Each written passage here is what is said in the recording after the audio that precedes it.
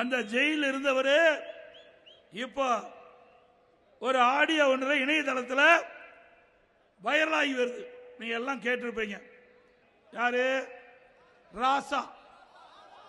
திமுகவினர் கனிமொழிக்கு காட்டிய அக்கறையை ராசாவுக்கு காட்டவில்லை.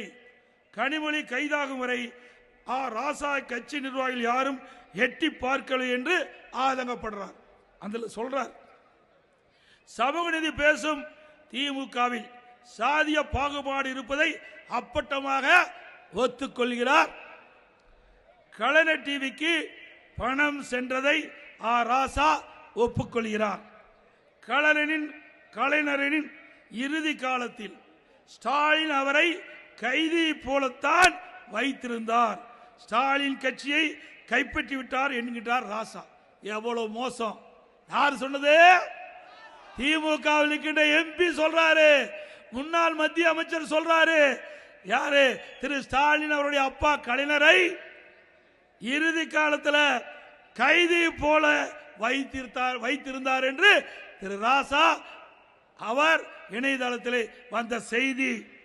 கலைஞரின் இறுதி காலத்தில் ஸ்டாலினுக்கும் கனிமொழிக்கும் பிரச்சனை ஏற்பட்டது.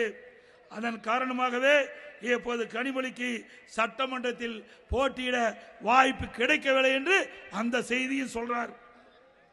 ஸ்டாலினுக்கு தான் பெரிய பிரெயின் என்ன மூளை இருக்கிறதா? டெல்லிக்கு போனால் இங்கிலீஷில் கிழித்து விடுவாரா? அவர் தன்னை பெரிய ஆள் என்று நினைத்துக் கொண்டிருக்கிறார். அவர் கனிமொழியை ஒரு நாளும் நம்ப மாட்டார். இது ராசா சொல்றார்.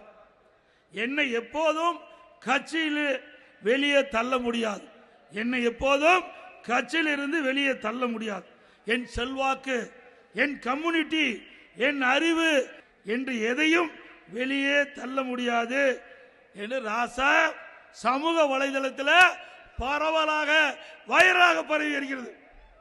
அப்ப இன்றைய முதலமைச்சர் திரு ஸ்டாலின் அவர் அப்பாவை எப்படி வச்சிருந்தாரு? கைதி போல வச்சிருந்தாரு. சொந்த அப்பாவே அப்படி வச்சிருக்கிறவரு நாட்டு மக்கள் என்ன பாடுபடுத்துவார் சிந்திச்சு பாருங்க. நாங்க அப்பொழுதே சொன்னோம், யாரு நம்பல. இன்றைக்கு பூனைக்குட்டி வெளியில வந்து விட்டது. உண்மை செய்தி வெளியில வந்து விட்டது திரு ராசா மூலமா. நல்லாட்சினா எடப்பாடியார் தான். வாக்களிப்பீர் இரட்டை இலைக்கே.